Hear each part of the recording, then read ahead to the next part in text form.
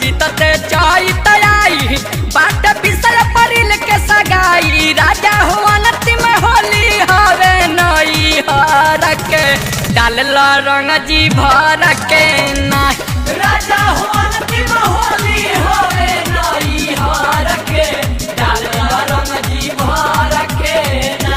फागुन बीतते चैत आई बाट बिसर परिल के सगाई फागुन बीतते चैत आई बाट बिसर परिल के सगाई राजा हो अंतिम होली हवे नई हर के डालल रंग जी भर के ना राजा हो अंतिम होली हवे नई हर के डालल रंग जी भर के ना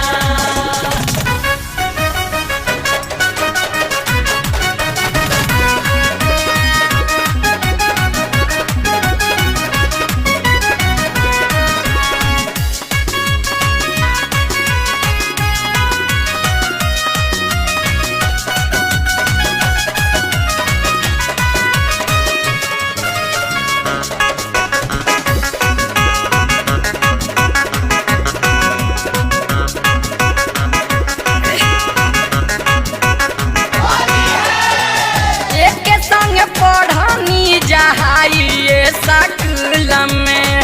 खेलनी जा होली खूबे नहर वाला पुल में राजा ये के संग पढ़नी जहाइए सकूल में खेलनी जा होली खूबे नहर वाला पुल में तो हमारा आइल केहू जानत नइखे घर के डालल रंग जी भर के ना राजा हो अंतिम होली होवे नई हर के डालल रंग जी भर के ना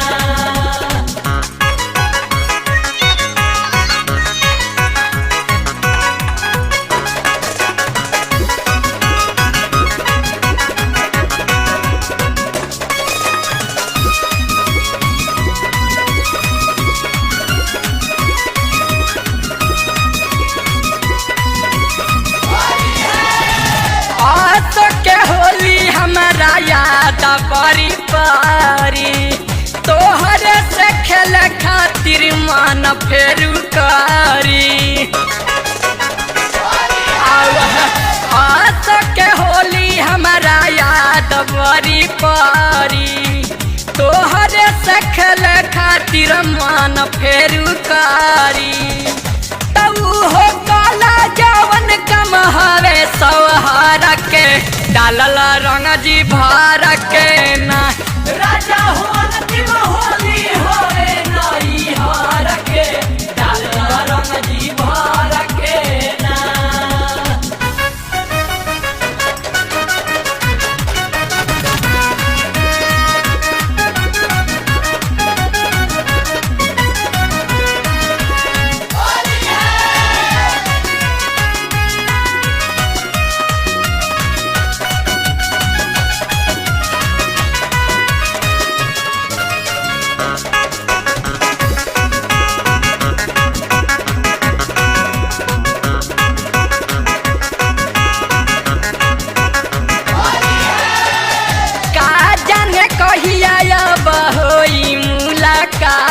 हो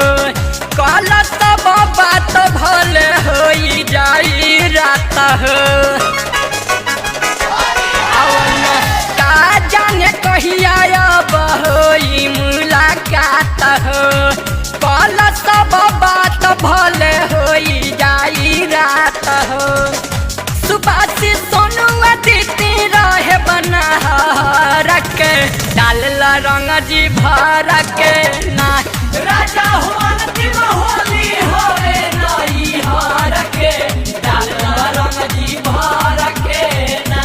फागुन बीतते चैत आई बाट बिसर परिल के सगाई फागुन बीतते चैत आई बाट बिसर परिल के सगाई राजा हो अंतिम होली हवे नई हर के